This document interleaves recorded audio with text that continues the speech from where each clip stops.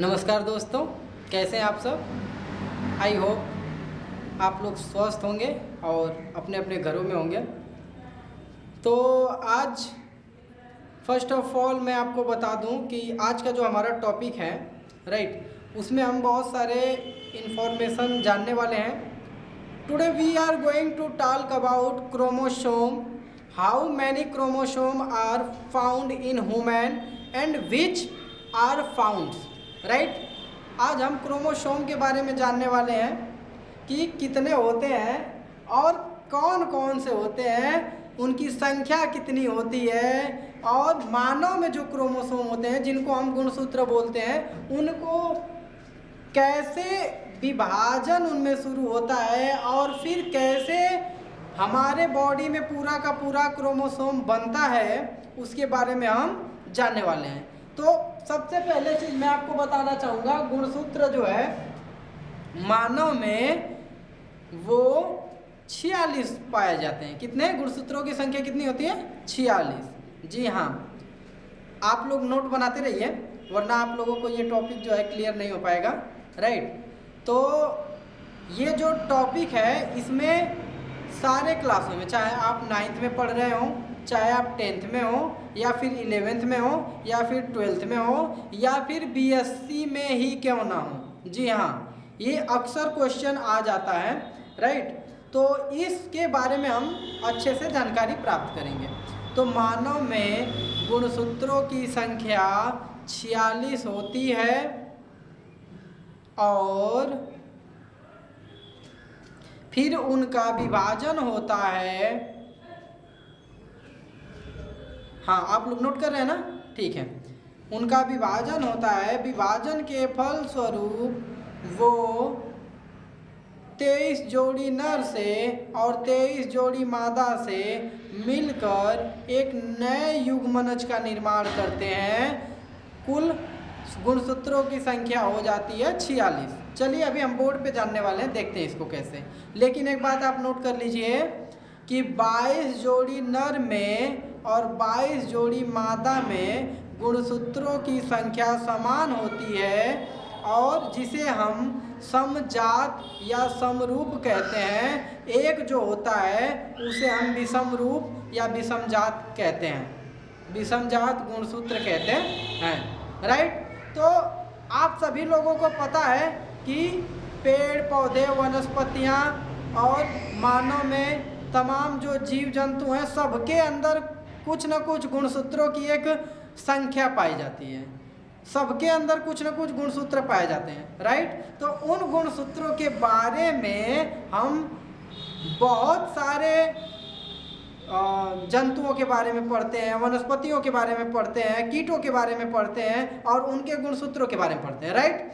तो मानव जो है, मानव में कितने गुणसूत्र पाए जाते हैं और जो समजात गुणसूत्र हैं उनको इंग्लिश में क्या बोलते हैं, उसको हिंदी में क्या बोलते हैं, ये सब कुछ आपको पता होना चाहिए राइट। तो चलिए मैं लिख के आपको समझाने का प्रयास करता हूँ। मानव में कुल 46 जोड़े गुणसूत्र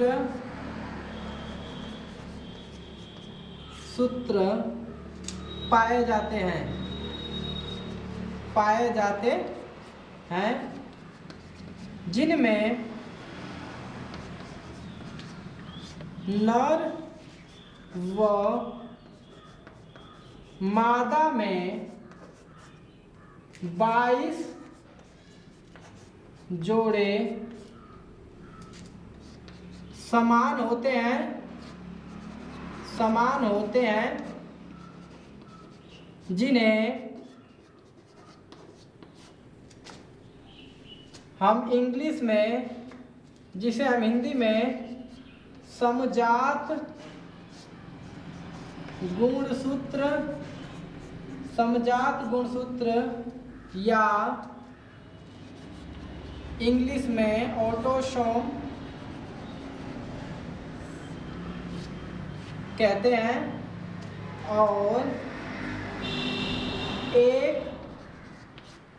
विषम जात गुणसूत्र पाया जाता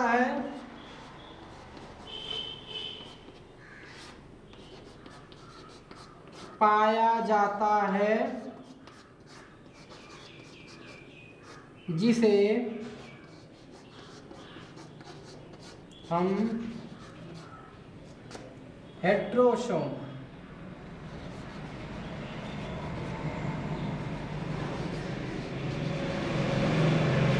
कहते हैं। राइट, तो आप सभी लोगों को ये दिख रहा होगा। और मैं आपकी जानकारी के लिए बता दूं कि अभी हम लोग व्हाइट बोर्ड का यूज कर रहे थे, जिस पे मार्कर का यूज कर रहे थे। राइट, तो उसमें क्या हो रहा था कि मार्कर का जो लिखावट है वो क्लियरिटी नहीं आ पा रही थी। तो मैंने सोचा कि क्यों ना यहाँ पे हम चाक से लिखें, और आशा करता हूँ कि आप लोगों को ये सब कुछ एकदम क्लियरिटी दिख रहा होगा, क्लीन दिख रहा होगा। राइट, है ना? तो ठीक है, आप इसमें इसको नोट कर लीजिए कि मानव में कुल गुणसूत्र जो होते हैं वो कितने होते हैं? 46 जोड़ी मानव में गुणसूत्र पाए जाते हैं। राइट, जिनमें से मतलब 23 जोड़ी नर में और 23 जोड़ी मादा में ये निकल के आते हैं। 23 जोड़ी जो है ये निकल के आते हैं, वो नए युग्मनज का निर्माण करते हैं। वो अभी मैं आपको समझाने वाला हूँ। लेकिन एक बात आप जान जाइए कि 22 जोड़े समजात होते हैं। 22 जोड़े जो गुणसूत्र हैं वो क्या होते हैं? समजात। तो समजात जो होते हैं उसे हम एटोसोम बोलते हैं। इंग्लिश में क्या बोलते हैं? ऑटोसोम। तो ऑटोसोम जो होते हैं उनकी संख्या 22 होती है। मतलब कि 22 male 22 female, 22 male 22 female. Right, तो अभी इसको हम क्लियर करने का आपको ये जो डाउट है अभी क्लियर करने रुक जाइए। यहाँ पे आपने क्या लिखा? मानव में कुल 46 गुणसूत्र पाए जाते हैं, जिनमें नर व मादा में 22 जोड़े समान होते हैं। राइट, जिन्हें हम समजात गुणसूत्र कहते हैं, या इंग्लिश में उसे हम ऑटोसोम बोलते हैं। राइट, और एक विषम जात होता है, उसको एक विषम जात जो गुणसूत्र होता है उसे इंग्लिश में हेट्रोसोम बोलते हैं। राइट, ये गुणसूत्र हैं। अब आपको पता होगा कि मेल में XY और फीमेल में XX गुणसूत्र पाए जाते हैं। राइट, तो वही जो है, चलिए मैं आपको इसको समझा देता हूँ अच्छे से। चलो हाँ,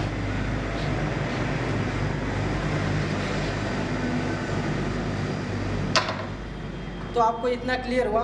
अब मैं आपको बताना चाहूँगा कि एक होता है मेल, यानी कि ये होते हैं नर, और दूसरे होते हैं फीमेल। राइट, मादा। तो अब इनमें जो होते हैं गुणसूत्र, इसमें जो होता है वो होता है XY। ये क्या है? गुणसूत्र। इनमें गुणसूत्र क्या है? गुणसूत्र इनमें कौन से होते हैं? XY, और इनमें XX। राइट, ये जो होते हैं एक इसमें डिफरेंट होता है। आपने जाना कि इसके अंतर्गत कुल गुणसूत्रों की संख्या कितनी होती है? 46, और इसके अंदर भी कुल गुणसूत्रों की संख्या कितनी होती है? 46। राइट, यानी कि 23 जोड़े। हम यहाँ पे ये भी लिख सकते हैं 23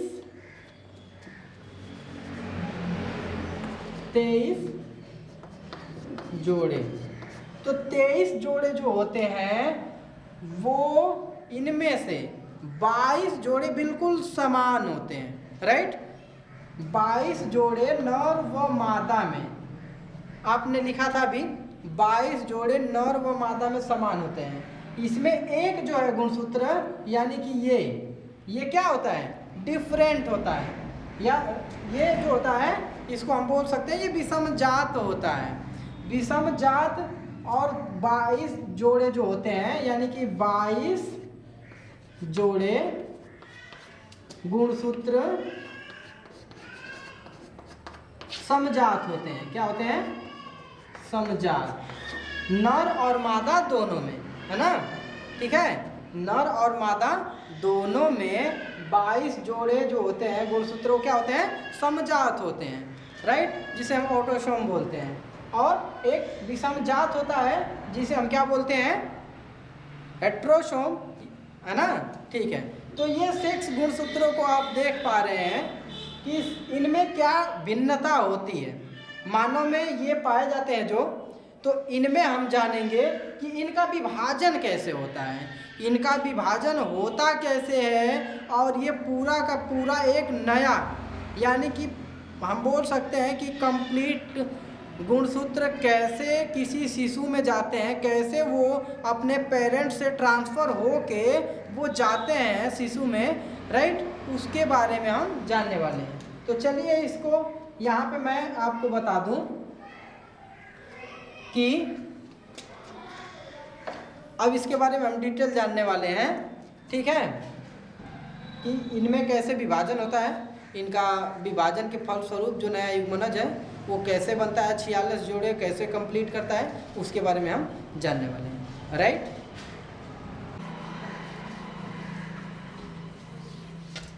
ठीक है, तो आपने जान लिया कि इनमें कितने होते हैं, गुणसूत्रों की संख्या कुल कितनी होती है, 46, और इनमें कुल कितनी होती है, 46। तो 46 इनमें, 46 इनमें होता है। अब ये जो होते हैं ये पूरे तरीके से 2n कहलाते हैं। क्या कहलाते हैं, 2n, राइट। और 2n का मतलब द्विगुणित, राइट, 2n का मतलब क्या आप समझ रहे हैं, द्विगुणित, जी हाँ। तो अब ये यहाँ से नर युग्मक निकलता है, नर से नर युग्मक, और मादा से मादा युग्मक, मादा युग्मक, नर से नर युग्मक निकलता है, मादा से मादा युग्मक। तो इन दोनों में जो गुणसूत्रों की संख्या होती है वो हाफ हो जाती है, डिवाइड होके हाफ हो जाती है, यानी कि यहाँ से n और यहाँ से n अगुणित होके, ये अगुणित होके n रूप जब लेते हैं तो इधर से n का मतलब हो जाता है 23, राइट, और यहाँ पे n का मतलब हो जाता है 23। तो अब ये अगुणित होते हैं, यहाँ पे एक विभाजन होता है, लिख लीजिएगा, यहाँ पे आप लिख लीजिएगा कि इनमें अर्धसूत्री विभाजन होता है, राइट। क्यों, क्योंकि इनमें कौन सा जनन होता है, आपको मैंने बता दिया था कि इनमें लैंगिक जनन होता है, राइट। तो यहाँ पे कौन सा विभाजन होता है, अर्धसूत्री विभाजन, लिख लीजिएगा यहाँ पे अर्धसूत्री विभाजन। तो यहाँ पे अर्धसूत्री विभाजन होके कितने गुणसूत्रों की संख्या हो जाती है, आधा, यानी 46 का आधा। तो नर से नर युग्मक और मादा से मादा युग्मक, ये दोनों आपस में मिलके एक युग्मनज का निर्माण करते हैं, राइट। नर से नर युग्मक, मादा से मादा युग्मक, राइट। तो ये दोनों जब आपस में मिलते हैं तो इनके मिलने से एक भ्रूण का निर्माण होता है, और उस भ्रूण के अंदर इनसे किसका निर्माण होता है, भ्रूण का, और भ्रूण में फिर किसका, नए शिशु का। तो यानी 23 जोड़ा ये आया, 23 जोड़ा ये, 23 जोड़ा मिलके कुल आपका जो ये नया शिशु होता है, ये आप लोगों को दिख रहा है। आशा करता हूँ कि आप लोगों को ये दिख रहा होगा। तो यहाँ पे 46 जोड़ी वाला युग्मनज या शिशु बन जाता है, या संतति हम बोल सकते हैं, बन जाता है। ध्यान दीजिए एक बार, मैंने आपको बताया 23 जोड़े यहाँ से, 23 जोड़े यहाँ से, यानी कि ये अगुणित होके 2n पहले था तो n होता है, राइट। अगुणित विभाजन होके फिर ये दोनों मिलके एक नए द्विगुणित शिशु का निर्माण करते हैं, या संतति का निर्माण करते हैं। अब इनमें हम ये कैसे आइडेंटिफाई करेंगे कि किस कंडीशन में मेल होगा और किस कंडीशन में फीमेल होगा, राइट। इसमें भी सबसे बड़ा जो रोल अदा करने वाला है वो है आपका गुणसूत्र। जी हाँ, अब चलिए हम ये लिंग निर्धारण के बारे में इसी में थोड़ा सा जानेंगे कि लिंग कैसे निर्धारित होता है, मेल या फीमेल कैसे होते हैं। तो ये चीज़ यहाँ पे हम जानते हैं, ठीक है।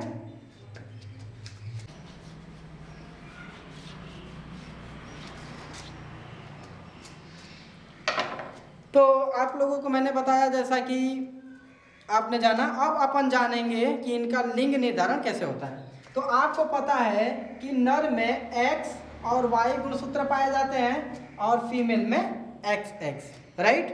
तो X Y मेल में पाए जाते हैं और फीमेल में XX, ध्यान रखिएगा।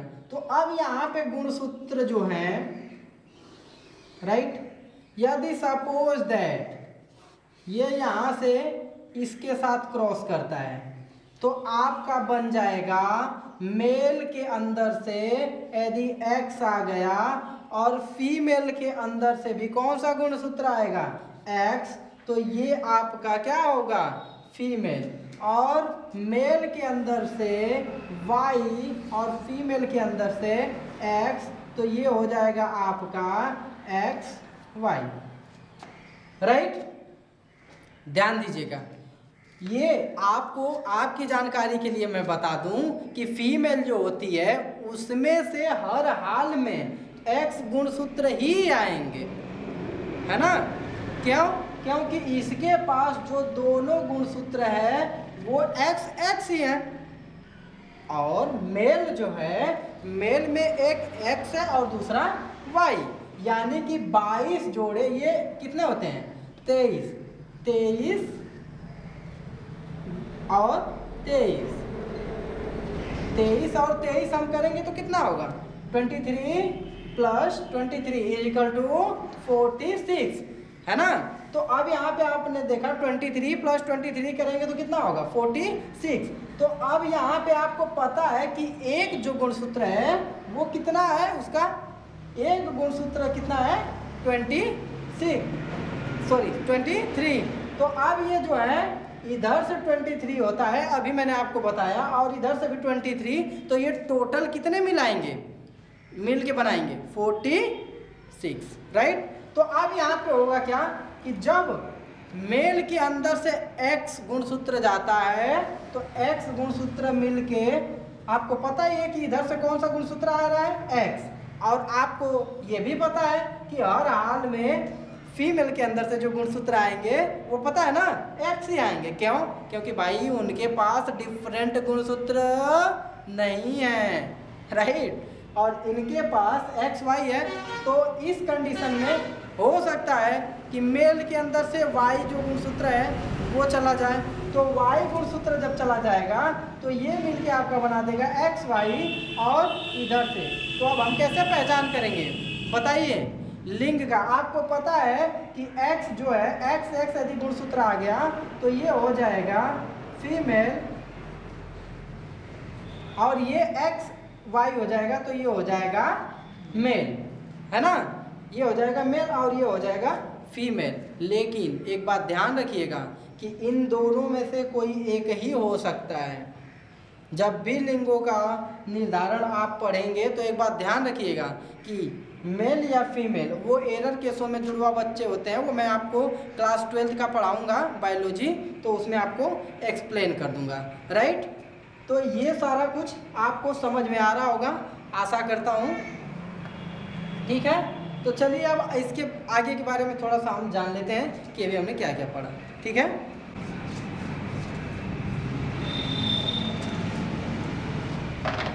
आप लोगों को मैंने बता दिया, अब चलिए मैं कुछ पॉइंट नोट करवाता हूँ, वो पॉइंट आप लोग नोट कर लीजिए। जैसे कि मैंने आपको बताया था कि गुणसूत्र जो होते हैं उनमें अनुवांशिक गुण होते हैं, राइट, गुणसूत्रों में अनुवांशिक गुण होते हैं, और माता पिता के DNA के अणु DNA में उपस्थित होते हैं, और DNA में गुणसूत्र जो होते हैं इनको क्या बोला जाता है, गुणसूत्रों को ही अनुवांशिक वाहक बोला जाता है। यानी एक पीढ़ी से दूसरे पीढ़ी में जो लक्षण जाते हैं वो किसका होता है, इन्हीं के द्वारा होता है। ठीक है। अनुवांशिक वाहक भी इसको हम कह सकते हैं। मेरे कहने का ये मतलब है कि एक पीढ़ी से दूसरी पीढ़ी में जो लक्षण जाते हैं वो किसके अकॉर्डिंग जाते हैं, गुणसूत्रों के माध्यम से ही जाते हैं। और सबसे बड़ी बात मैं आपकी जानकारी के लिए बता दूं कि गुणसूत्र की जो संरचना होती है वो मैं आपको बताऊंगा, ठीक है। क्लास 12 का वीडियो मैं अपलोड करने वाला हूँ, उसके बारे में मैं आपको बताऊंगा, ठीक है। तो आप लोगों को मैंने बताया कि गुणसूत्र जो होते हैं, गुणसूत्र में अनुवांशिक गुण होते हैं जो माता पिता से डीएनए अणु के रूप में अगली संतति में जाते हैं, यानी कि एक पीढ़ी से दूसरी पीढ़ी में क्या होते हैं, स्थानांतरित होते रहते हैं, राइट। और डीएनए अणु में कोशिकाओं के निर्माण के सारे संगठन, है ना, आवश्यक सूचनाएं निहित होती हैं। और गुणसूत्र में ही अनुवांशिक लक्षणों का, गुणसूत्र को वाहक कहा जाता है, अनुवांशिक लक्षणों का वाहक भी कहा जाता है। तो मैंने आपको बताया कि डीएनए जो होता है वो डीएनए अणु के रूप में अगली संतति में ही जाता है। और डीएनए में क्या होता है, जीन क्या निर्धारित करता है, जीन ही निर्धारित करता है कि शिशु का बाल कैसा होगा, आंखें कैसी होंगी, हाथ कितना लंबा होगा, और उसका कलर कैसा होगा, बड़ा होगा कि छोटा होगा। ये सारा का सारा कुछ निर्धारण कौन करता है, इसका निर्धारण जीन करता है। और जीन कहाँ उपस्थित होता है, डीएनए में, ठीक है। तो आशा करता हूँगा कि आप लोगों को समझ में आया होगा सारा कुछ। और आप लोगों को यदि समझ में आ रहा है तो चलिए मेरे कुछ क्वेश्चन का जवाब दीजिए, आप कमेंट बॉक्स में ज़रूर लिखिए। पहला क्वेश्चन आपसे ये है कि मानव में कितने जोड़ी गुणसूत्र पाए जाते हैं। दूसरा प्रश्न है कितने जोड़ी गुणसूत्र समान होते हैं नर व मादा में, ठीक है। अगला क्वेश्चन है कि जीन का काम क्या होता है, वह ये कहाँ उपस्थित होते हैं। अगला क्वेश्चन है कि कौन सा गुणसूत्र मिलके नर का निर्माण करता है, राइट। तो आशा करता हूँ कि आप सभी लोगों को समझ में आ रहा होगा, राइट। आप सभी लोगों का बहुत बहुत धन्यवाद, आपने अपना कीमती समय निकाला और अपने लाइफ के लिए कुछ नया सीखा, इसके लिए मुझे बहुत बहुत खुशी है। मैं आपसे यही चाहूँगा कि यदि आपको वीडियो अच्छा लग रहा हो तो प्लीज़ दूसरों तक पहुँचाएं और शेयर करें। तो आप सभी लोग मेरे प्रश्नों का आंसर कमेंट बॉक्स में ज़रूर लिखिए। और आशा करता हूँ कि आप सारे लोग ये वीडियो को शेयर भी कर रहे हैं, है ना। तो तब तक के लिए अलविदा दोस्तों, मिलेंगे अगले वीडियो में फिर नए टॉपिक के साथ। तब तक के लिए जय हिंद।